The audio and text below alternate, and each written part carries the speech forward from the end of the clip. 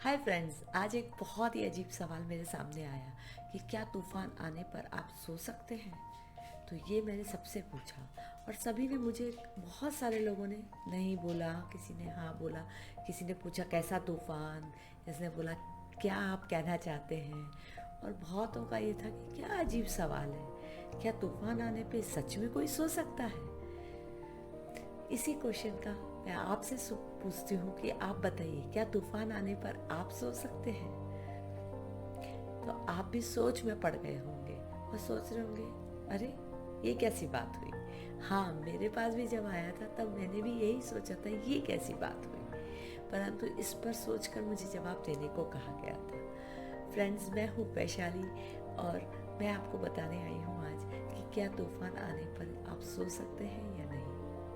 इसके लिए मैं आपको एक बहुत छोटी सी, बहुत फास्ट फास्ट एक स्टोरी सुनाती हूँ कि एक किसान के पास एक लड़का पहुँचता है और कहता है कि मुझे एक नौकरी पे रख लो। तो किसान उससे पूछता है, तुम्हारी काबिलियत क्या है। तो वो बोलता है कि जब तूफान आता है, तूफान आने पर मैं सो सकता हूँ, ये मेरी काबिलियत है। किसान को भी बहुत अजीब लगता है मेरी तरह, तो परंतु फिर भी वो बच्चे पे रख लेता है। बोला ठीक है, चलो खेतों में काम करेगा, कोई बात नहीं। जैसे खेतों में काम करता है, किसान को कोई शिकायत का मौका नहीं देता। पर एक दिन क्या होता है कि जब किसान सो रहा होता है तो बहुत तेज़ी से तूफान आने की संभावना दिखती है।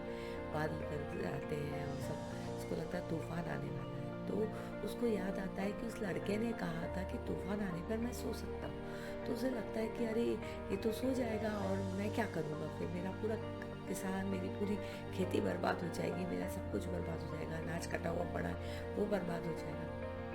वो दौड़ा दौड़ा दौड़ा दौड़ा खेत पर पहुंचता है फटाफट रात के समय और जाकर देखता है कि सच में वो लड़का सो रहा होता है। तो वो उठाता है कि तुम कितने अजीब लड़के हो, तुम के अभी तूफान आने वाला है और सब पूरा खेत का चीज़ें हैं पड़ी है और तुम आराम से सो रहे हो। तो बोले मैंने आपको पहले ही कहा था कि तूफान आने पर मैं सो सकता हूँ। तो किसान बहुत गुस्सा होता है, उसे बोलता है जाने दो, अभी इसने मेरे को बोल के ही रखा था ऐसा, तो पर मैं ही जाता हूँ, मैं ही संभालता हूँ। वो फटाफट फटाफट जाता है, अपने पूरा खेत देखने जाता है, गोदाम वगैरह देखने जाता है। तो देखता है सब कुछ एकदम व्यवस्थित पड़ा हुआ है, सब कुछ उसने ढक के रखा हुआ है, सब कुछ ऐसा इंतज़ाम करके रखा हुआ है कि कुछ भी तूफान आएगा तो कोई भी प्रॉब्लम नहीं होगी। जो कटा हुआ माल है उसे गोदाम में रख देता है और बाकी सारी चीज़ें व्यवस्थित करके रखा होता है।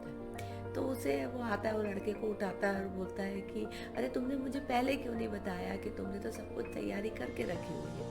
तो वो बोलता है मैंने कहा तो था तूफान आने पर मैं सो सकता हूँ। तो बात ये है फ्रेंड्स कि यदि तूफान आएगा आपकी ज़िंदगी के अंदर, प्रॉब्लम आने वाली है, तो आप कितना प्रिपेयर्ड हैं उस प्रॉब्लम के लिए। सबसे इम्पॉर्टेंट चीज़ ये है कि आप उस प्रॉब्लम के लिए कितना प्रिपेयर्ड हैं। क्या आपने सारी तैयारियां पहले कर रखी हैं। कहने का तात्पर्य ये है फ्रेंड्स कि जब भी कोई प्रॉब्लम आती है तो आप उस प्रॉब्लम के लिए कितने ज़्यादा तैयार हैं। क्या आप तैयार हैं कि आपकी ज़िंदगी में मेंटली और फिजिकली दोनों में, क्या आप कोई मीटिंग में जाने से पहले इतनी प्रिपरेशन रखते हैं कि आप आराम से सो सकें और आपको कोई टेंशन ना हो कि अगले दिन मीटिंग है। तो इसी तरह ये कहने का मतलब ये है कि हमारी इतनी प्रिपरेशन होनी चाहिए कि कोई भी प्रॉब्लम आ जाए, प्रॉब्लम भी सोचे कि मैं कहाँ आ गई। इसलिए कहते हैं कि तूफान आने पर क्या आप सो सकते हैं। तो जो लोग लास्ट मिनट प्रिपरेशंस नहीं करते हैं, जो लोग अपनी तैयारी पहले से रखते हैं, वो तूफान आने पर सो सकते हैं। सो ये था आज की बात। सो फ्रेंड्स, कैसा लगा आपको, क्या आपने रिजोनेट किया, क्या आपने यही सोचा था कि इसका आंसर यही होगा। ज़रूर बताइएगा, कमेंट कीजिएगा, सब्सक्राइब कीजिएगा, लाइक कीजिएगा और शेयर करना बिल्कुल भी मत भूलिएगा। Thank you.